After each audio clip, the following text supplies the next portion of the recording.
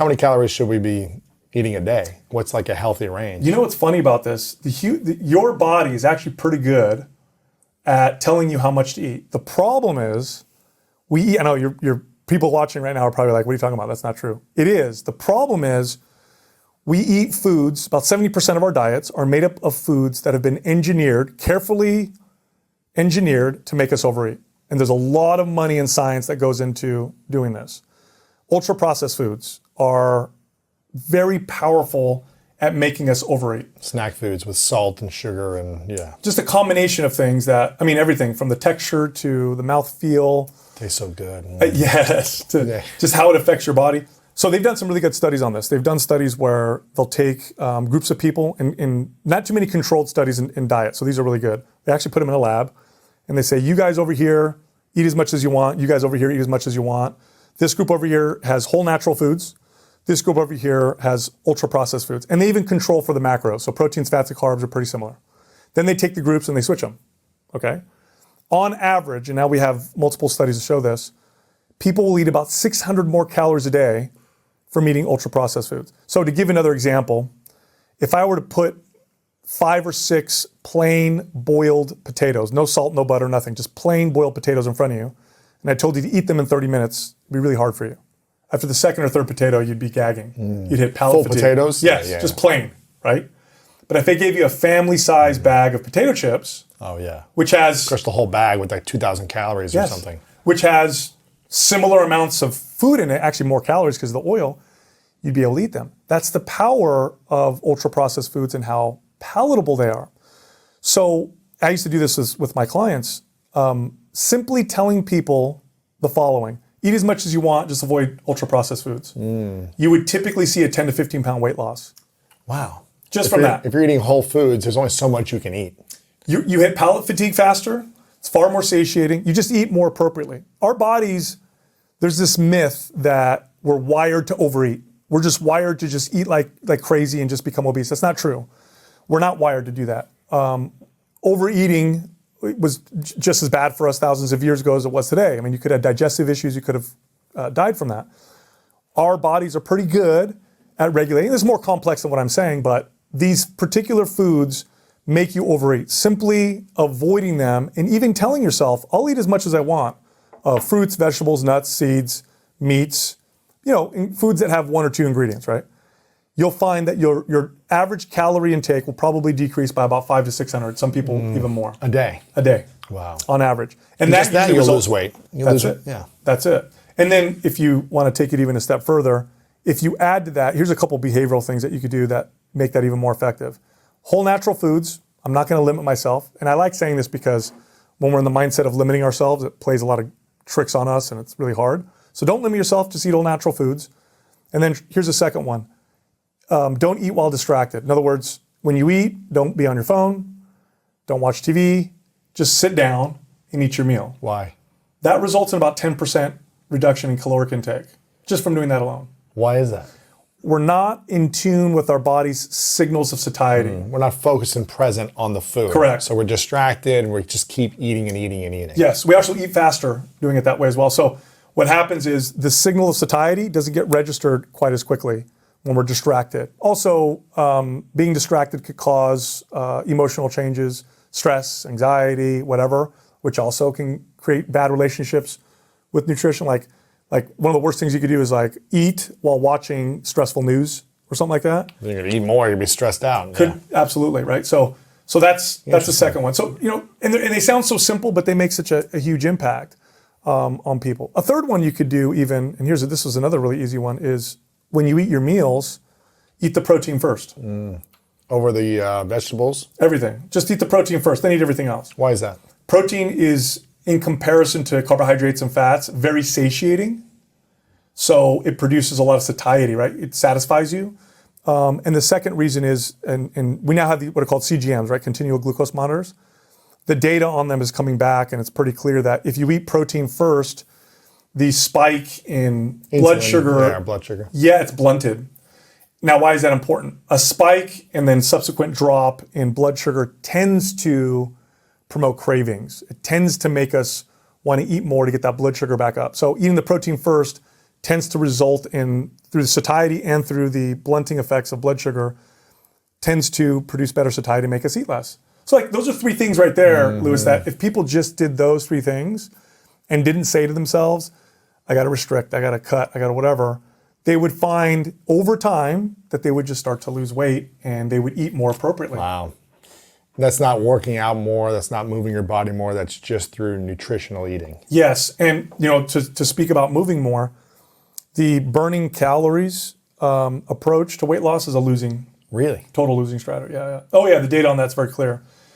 Burning calories manually, our bodies do a terrific job of adapting and of storing fat, you're saying. And slowing down its calorie burn. We have a range within our current lean body mass, okay? We have a range of calories our bodies can burn. So there's like more efficient, less efficient. And burning calories manually, at first your body's burning more calories, but eventually your body knows how to make up for that and make you burn less calories. So the studies on tons of exercise for weight loss are pretty clear. It's a terrible approach. Really? Now, it's not to say you don't get health benefits from moving more. You still get health benefits, but from a weight loss perspective, it's a terrible strategy. Now, there are some forms of exercise, one in particular, that can boost metabolic rate. What's that? Strength training. Lifting, yeah. Strength training is very effective. There was a study done with modern hunter-gatherers, the Hadza tribe of northern Tanzania. So they live the way that humans lived thousands of years ago, right? So they don't have electronics, they hunt, they gather. In comparison to the average Westerner, they're very active. Scientists went and studied them, and through some pretty sophisticated testing, tested their metabolic rates. How many calories are they burning every single day? And what they found was they were burning generally the same amount of calories as the average Western couch potato. Really? Yeah. And now you think at first, well, that's crazy, they're moving so much. But actually it makes sense. Our bodies would not have, if we burned 6,000 calories a day as hunter-gatherers, we wouldn't be here. 6,000 calories in a hunter-gatherer society is hard to come by. So our bodies learn to adapt.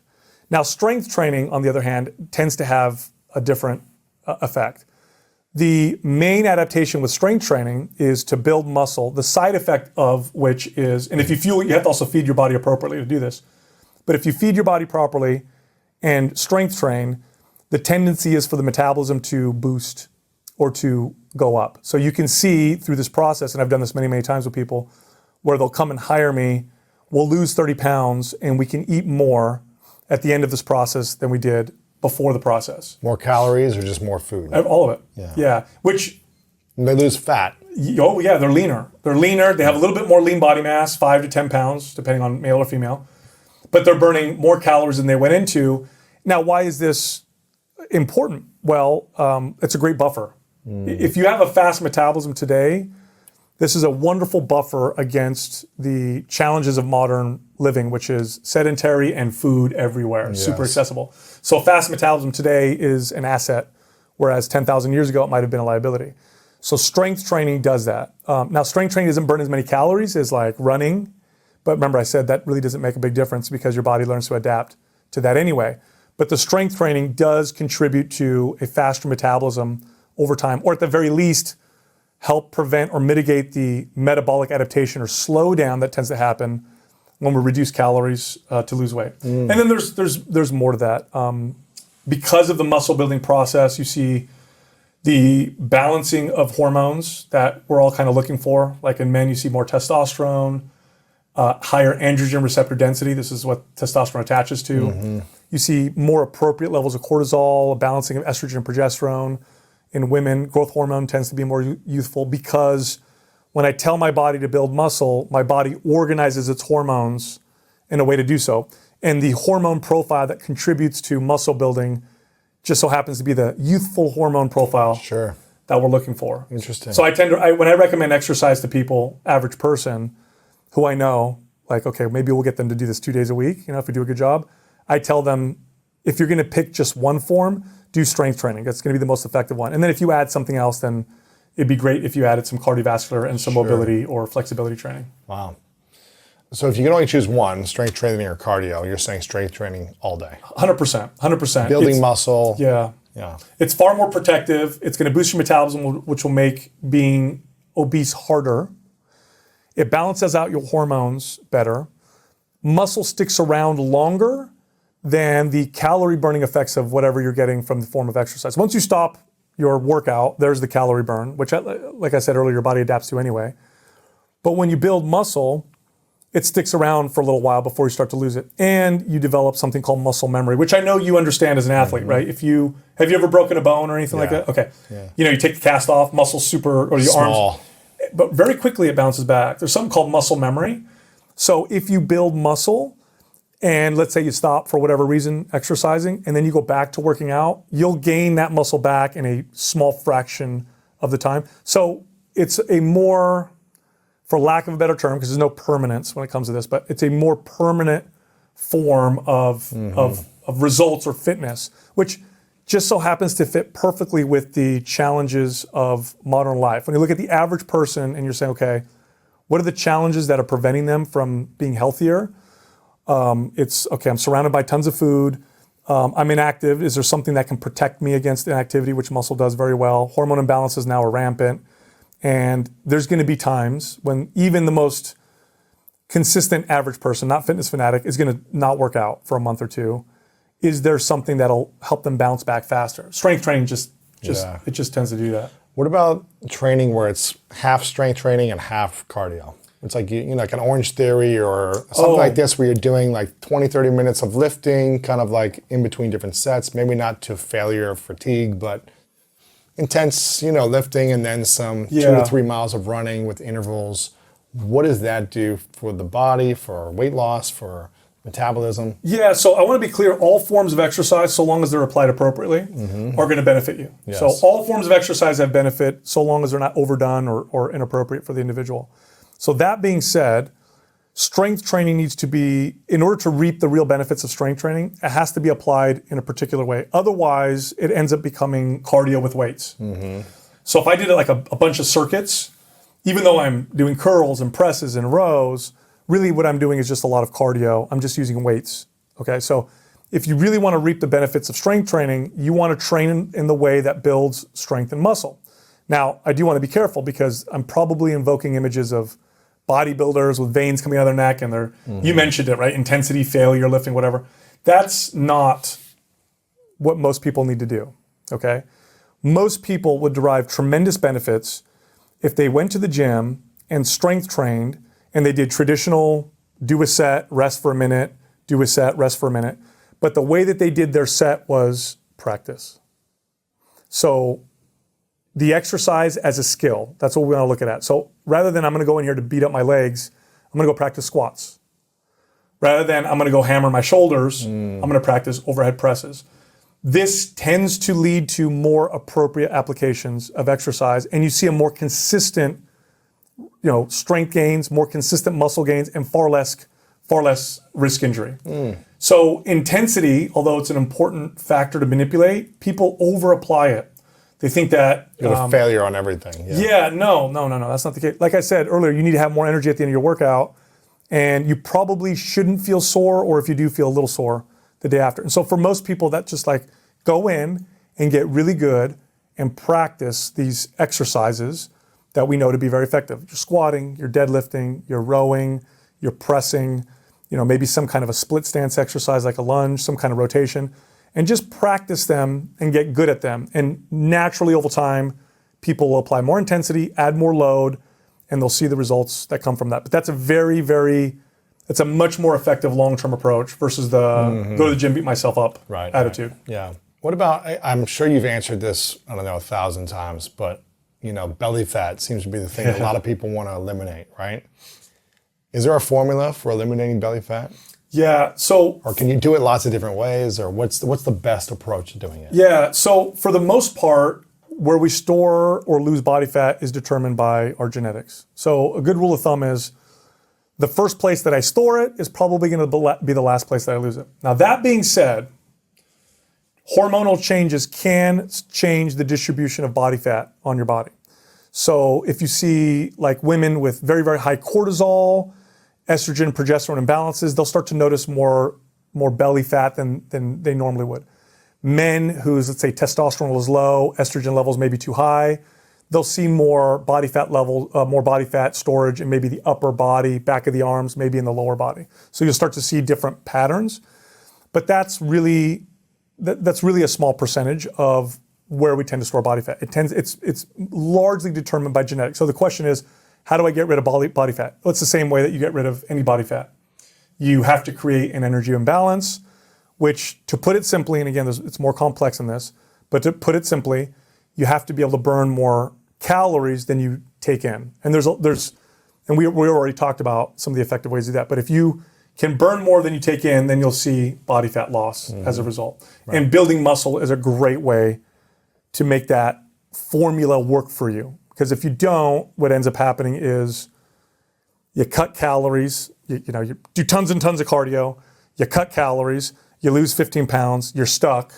Okay, I guess I gotta cut calories more. And you lose muscle too. Yeah, well, that's what happens, right? Your body's adapting. So you end up losing some muscle. So now you gotta cut even more to lose that next 10 pounds. And then at the end of it, it's like, okay, I'm eating 1,300 calories a day to maintain this 25-pound weight loss. This is unsustainable. And then you gain it back. So what you want to do is you want to say, okay, I definitely want to eat healthier, but not so little that I can't fuel muscle growth. And I want to strength train so that I can get my metabolism to learn how to burn more calories on its own. And then the process looks more like a snowball effect rather than this quick weight loss with plateau. So you start to see the scale move a little bit, and then it happens faster and faster and faster. Right.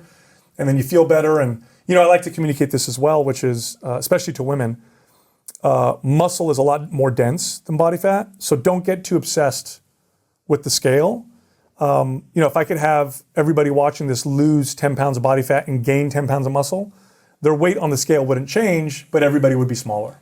And their body composition would look a lot better too. Oh, you're going to look different, but you're going to be smaller because body fat just takes up more space. I used to have this trainer that worked for me. I used to love this. This was a great sales technique when I was a general manager. If I had a new member, especially a woman who was apprehensive to lifting weights, I would invite this trainer that worked for me in, and I'd say, if you could guess her body weight within 10 pounds, I'll give you a free membership for a month. Wow. And and she was very petite. She was like 5'1" or whatever. And they would always guess oh, she's 100 pounds. She's 110 pounds. And I'd get her on the scale and she was 130 pounds. And it would prove my point. She has a lot of muscle, but she's small because muscle is very dense. And then I'd have her explain to the potential member, tell them what you ate for breakfast. And they'd be, oh my God, you eat so much. She's burning it off because she's got that muscle. And it's far more sustainable.